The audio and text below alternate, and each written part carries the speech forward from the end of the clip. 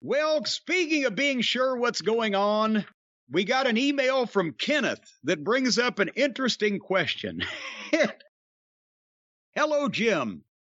And I guess your presence is implied, Brian. In June of 2021, after 46 years of being in the professional wrestling business, Ricky Morton wrestled for the first time in Wyoming. That match checked off the 50th state that Ricky has competed in. For a man with such popularity throughout his lengthy career, why would it have taken so long to wrestle in Wyoming? What can you tell us about the long-forgotten Wyoming territory?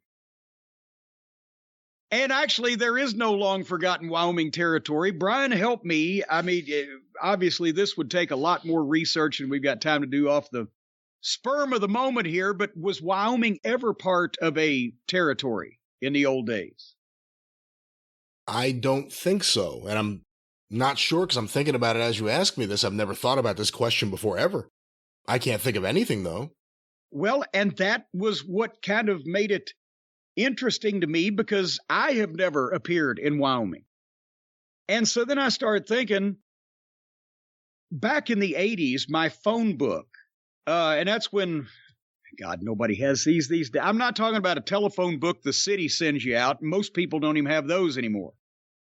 But I'm talking about my book that I wrote down everybody's address and phone number in, your phone book. Every the other wrestlers, promoters, friends, relatives, everybody in the old days, and I still do, obviously, had a phone book because that's the contact information you needed for everybody. There was no internet. You needed their phone number, which was a landline in their house or office, and you needed their mailing address.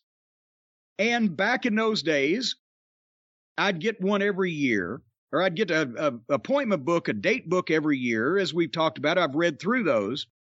But I would keep the same phone book because I don't want every year rewrite everybody's fucking numbers, right? So those phone books in the old days, they had a map of the United States on the inside front cover, and it had all the area codes for each state. And so when I went to Bill Watts in Mid-South in 84, I clipped this map with the area codes out of my phone book, and I taped it to the inside of my next year's book and started carrying it with me. And I started marking all the states that I had worked in. And I quit this sometime, I think probably around about the time that I started with the WWF in the early 90s as a talent, still in Smoky Mountain Wrestling, because I got a new fucking book and I never transferred this thing. But having said that, the answer to the trivia question or the question from the emailer was there was really no Wyoming territory because the same thing, it's out in the middle of fucking nowhere. And at various points, states like Wyoming, Montana, Idaho, and the Dakotas would be run by the territories that were on the fringes of them in some direction, right? Like in Montana, the Stu Hart ran Upper Montana in some cases. I don't know that it was regular.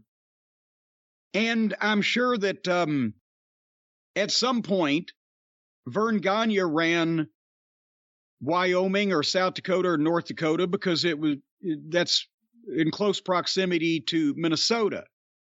And the same thing when there was a Omaha territory. Well, Wyoming is the next state over and South Dakota is the next state up. I'm sure you got spot shows. But, in all of history, there's never been, I don't think, any particular territory located that just serviced those states because there's only one or two cities. The driving distances are ridiculous. The weather is insane. I would think, especially as I'm looking at the fucking map, I've now got my Rand McNally out, so you can really get a fucking... These TV markets, They can't even butt up against each other. Hold on here one second. TUW, Wyoming, West Virginia, Wisconsin, Wyoming. Okay. You've got Cheyenne and Casper.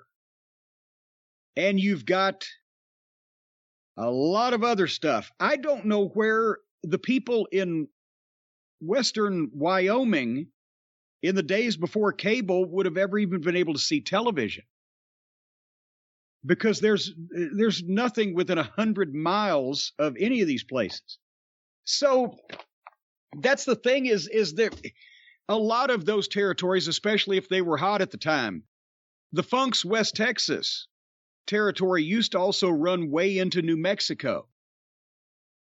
But then, Vern, because he had the Midwest and they had a lighter schedule and could add major towns and flew anyway, they co-opted Salt Lake City in Utah and Denver.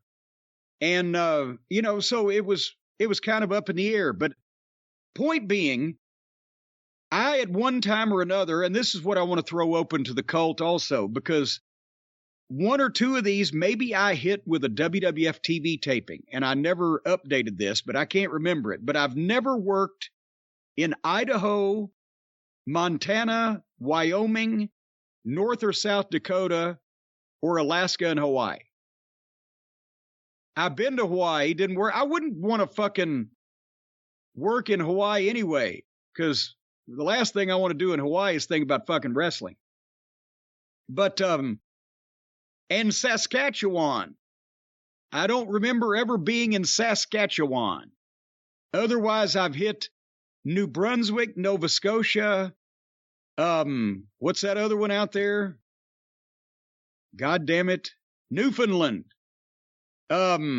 Quebec, Ontario, Alberta, and British Columbia. Have you ever been to Saskatchewan, Brian? I have not, and I don't think I will be either. But think about it. Now, Alaska, I mean, for obvious reasons, was never a territory because what the fuck? There's, again, you couldn't even, in the territory days, get probably reliable transportation to a lot of Alaska, and nobody was within driving distance, and financially it would have been insane, right, to spread out over that big of an area that few number of shows you could do. Hawaii, as we know, was a territory, but after Lea Maivia got deported, that kind of took the bloom off the rose. And I mean, still to this day, is there any major or even minor, really independent wrestling in that particular area? This was a question a couple of shows ago. Why didn't some promoter open up a dark territory anymore? Because there wasn't anything dark, but these states are pretty dark. What do you think, Brian? Should we open up Montana? No. I mean, unless somehow there's a way to thrive while driving to several towns a week and making lots of money, and I don't see that as being a possibility. No.